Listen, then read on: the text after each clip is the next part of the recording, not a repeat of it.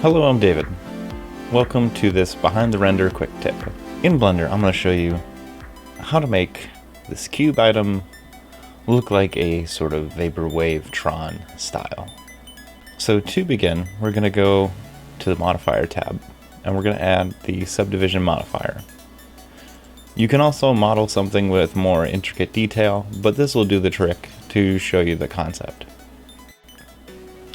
Then we're going to add the wireframe modifier, and we're going to change the replace original to off because we want this underlying. If you want just the wireframe, you can use that as well. Going up into the materials, we're going to change this one, the base color, to a black. That way we get a nice contrast. And then additionally, we're also going to be using the Eevee engine, and we're going to want to turn on bloom. Back in materials, we'll add a secondary material, and this one we're going to change the principled to an emission shader. And then from here you can change it to your desired color, and I recommend setting the strength at about a 25 or more.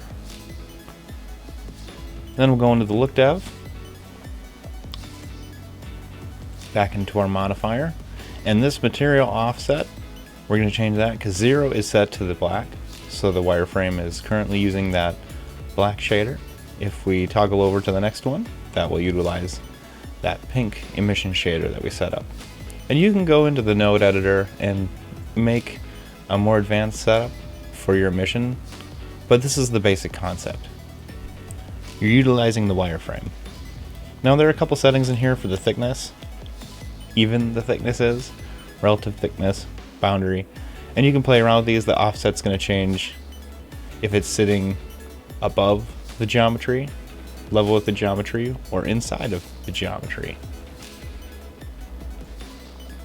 So you can see it really has that 3D element to it. Now, one thing to consider is that this does take a decent amount of processing to do if you're going to render this in cycles, so you'll probably want to switch to something a little bit more light on your system, because this is utilizing these modifiers. In Eevee, it's not too bad. If I do render image, it's very quick. So if it's inside of Eevee, this isn't a problem. It's if you're working with cycles that you'll want to potentially consider something else, because if I change this render to cycles and then I hit render, it's processing.